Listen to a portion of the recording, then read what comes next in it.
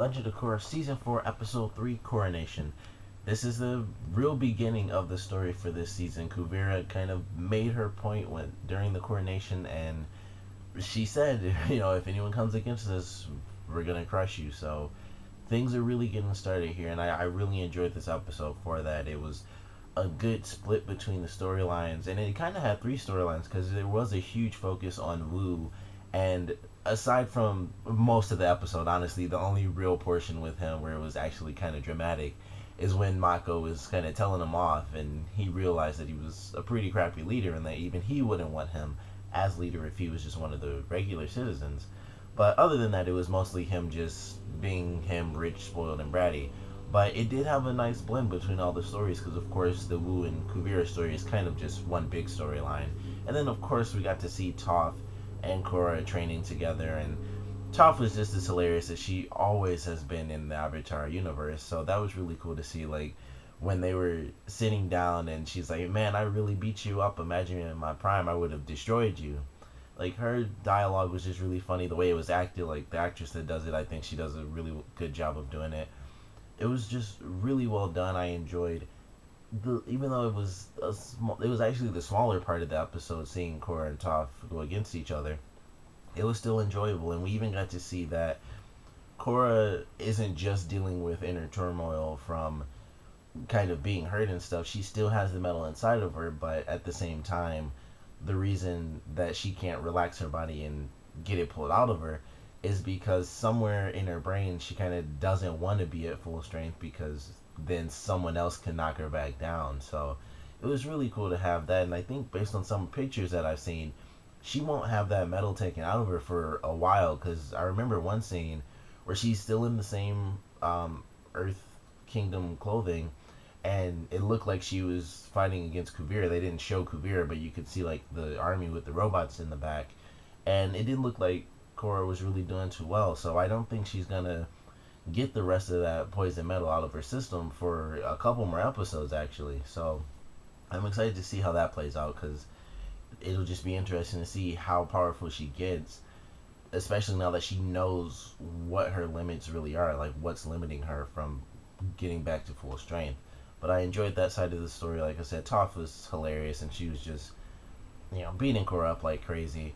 One thing I really enjoyed is that she mentioned how in the swamp she's connected to the entire world, and she could see everyone on Earth. Like she could even see her kids in Republic City. I thought that was really cool. It made it very interesting, and it makes it where if she comes to save the day at some point in this season, it's like things are getting really crazy. We need someone to help us, and then Toph comes out of nowhere. It would be a really good explanation to say like I could see everything because I was in this swamp, which is like the great spirit swamp. It's connected to the entire world. I can see everything, so I knew, she'd probably come in like I knew you losers would need my help or something. But it would be a good way for them to write her in later in the series if things aren't going as well as they need them to. But I can't wait to see more of that storyline with Toph kind of helping train Korra like it's Star Wars or something. And, the stuff with Wu and Kuvira, it's definitely, this is the beginning, but it's definitely going to just keep getting worse and worse from here. And I don't know what's going on with the end of the episode with Varric having the spirit vine. I don't know what they could possibly be making. It's some new technology, so whatever it is, it's something big for them. And I don't know if that could possibly be for the big mechs that they have because they could make those without spirit technology. But whatever it is, they're using spirits to power it. So it's going to be something crazy, and it's going to be something most likely very dangerous. But I really enjoyed this episode. We got to see a lot of cool moments, and there were some things like the little stuff with Toph when she mentioned how the roots are throughout the entire world. We also got to see basically like the airbending kids. Really, like that's just the group of the kids. They're gonna go and find Korra. So I can't wait to see them just go out on their own because that's a really big deal. Like you wouldn't think a guy would be like, these are my three kids because they've always been like the little kids, but now they're a bit older. His oldest daughter, Janora, she has the tattoos and stuff, so it's gonna be really cool to see them go out as a team, and they're just gonna go out and they're gonna find Korra. They're gonna do whatever they can to get the Avatar back. So I can't wait to see that because that'll be really cool.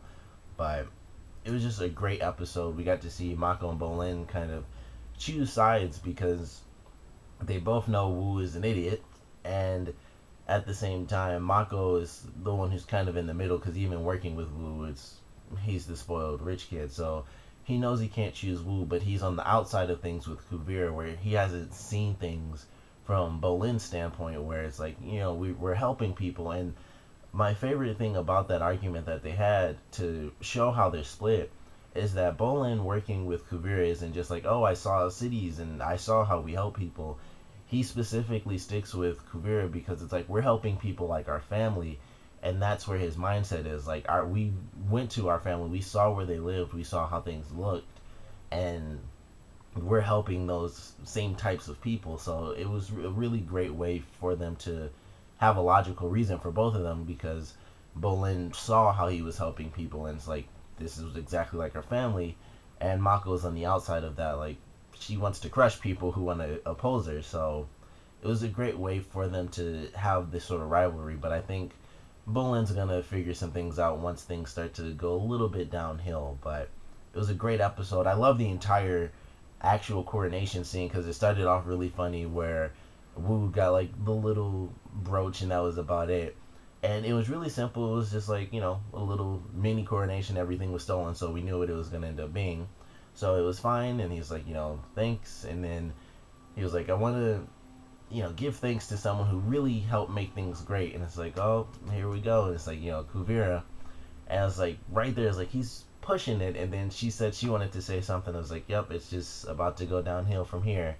And she's talking about how she grew up. And as soon as she said, people passing the crown from one generation to another is archaic, it was like, yep, and it's gone. Like, that was pretty much it right there. And it was interesting to see the crowd reactions because for the most part, people were cheering. It wasn't like, man, she seems evil or mean. Like, she said, like, we'll crush you, and then that's when people really stood up. And so it was really cool to get that reaction where it's like, some people see her as the great unifier, and other people see her kind of as like a dictator almost. So things are definitely about to get really interesting in the series, and we're only 3 episodes in, which when I actually realized that, it was kind of weird to me. But this is only the 3rd episode, so I'm glad they aren't wasting time, which they can't because it's the final season and they have to keep things going. So I'm excited for what we're gonna be seeing in these upcoming episodes.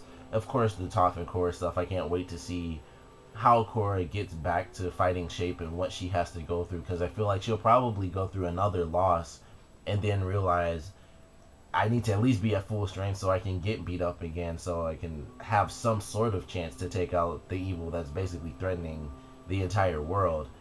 But I'm looking forward to the rest of the season. This was a great real start. Like, Kuvira officially made herself evil in this episode, going against the entire world. So I'm excited for next week's episode. Of course, comment below, let me know what you guys thought about this one, your favorite parts, your least favorite parts.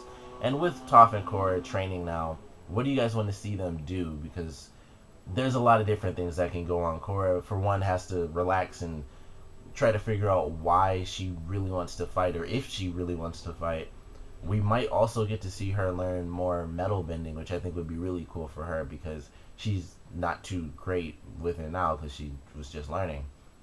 And also just being a better avatar, like getting into the avatar state on her own.